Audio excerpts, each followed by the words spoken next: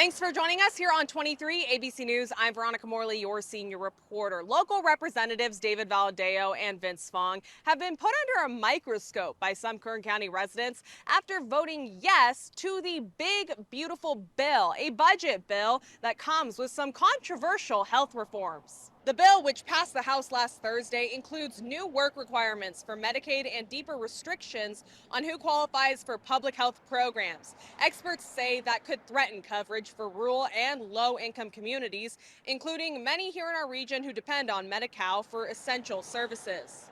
After weeks of protests, some of which even took place in front of David Valadao's office here in Bakersfield, we're finally getting to hear from the two congressmen. Greedy people up there in Washington that want to use the resources that you go to our disabled and our seniors, that they want that money to go into their greedy pockets. We're trying to modernize Medicaid to ensure its solvency. While the big, beautiful bill continues to make its way through the legislature, things are heating up between local representatives. Look, we can't allow illegal immigrants to get benefits. We're putting in Clinton-era work requirements to promote self-sufficiency.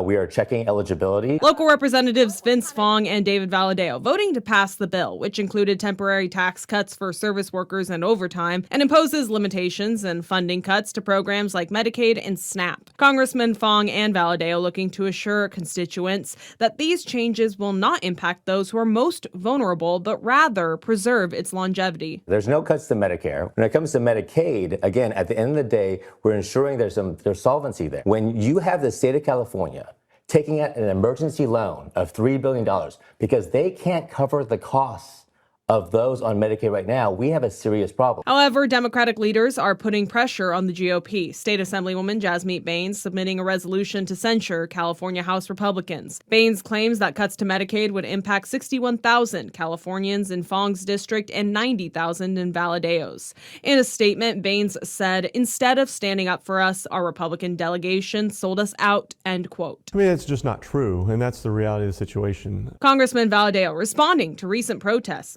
stating that changes will impact single able-bodied adults without dependents who will now be charged to secure coverage through employment, schooling, or volunteering. No one's going to be kicked off of anything. What's going to happen is that if people want to continue to be on, they have to go and start looking for work. The ones who are able-bodied. We are trying to ensure the solvency of this program. We all understand the vital nature and what the services are provided under Medicaid, and so we're going to do our best to strengthen this program, to modernize it, and to ensure that this program will exist years to come. While the bill is currently in the hands of the Senate, Valadao suspects they'll send it back to the House of Representatives, but GOP leaders are hopeful that they will get the bill on President Trump's desk by July. In Bakersfield, I'm Veronica Morley, your senior reporter.